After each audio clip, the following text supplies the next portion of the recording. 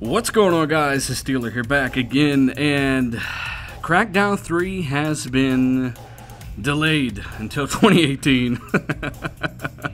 Kind of interesting. Fonzarelli had a right hunch, All Day had a right hunch.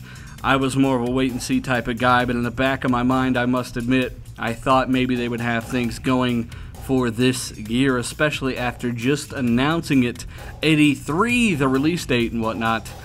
Interesting. We'll never hear about this again on Twitter shortly. So, yeah, if you watched RDX podcast here recently, we had a poll in the chat, and a lot of people thought that this game was smooth sailing. 3 or 4 years was enough to get this game out to people, and apparently that is not the case. Now, obviously, the reason for this delay, and of course this has been confirmed, I'll link it down below in the description, as well as last night's RDX podcast. The reason for the delay is the multiplayer destruction. Now, of course, they've already shown a ton of single player. They've even told us how long it takes to beat the game. They've given us details on how the boss system works. People have actually played it at E3. But the multiplayer, as you see on your screen now, is ultimately the reason for the pushback. Now, we haven't seen multiplayer gameplay. We were promised that at Gamescom 2017.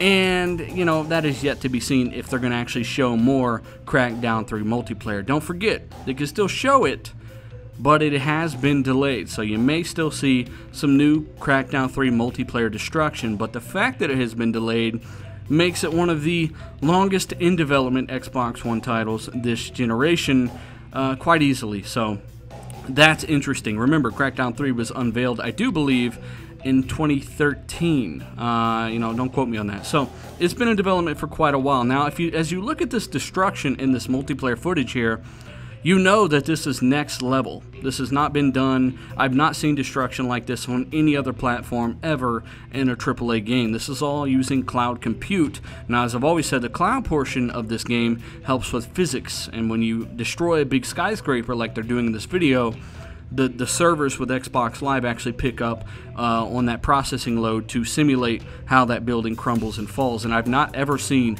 better destruction in my life. The debris stays on the ground. It doesn't disappear, at least in this footage from 2 years ago. I mean, it looks phenomenal. There's no denying that. But ultimately, this is what's causing the hiccup, the hang-up with this game. And, you know, it really sucks. That means for this year, guys, we've got Forza Motorsport 7. You've had Halo Wars 2. You're getting Cuphead, and of course I'm sure I'm missing something, but there's not a lot. I've always said that this is one of the least exciting years for Xbox for me.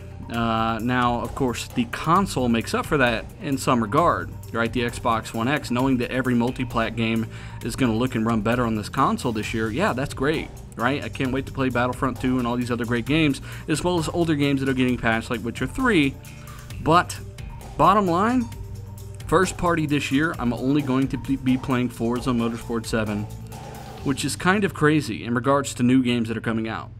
You know, so like I said, a lot of multi-plat action going on, at least on my TV this fall. It is disappointing. Delayed till 2018. It is official. It is the real thing. And hopefully they've done this and are continuing development on the multiplayer portion. Of course, they have not mentioned a cancellation. I am not insinuating that that is the case. I just want to see this game come out. I want to see this multiplayer.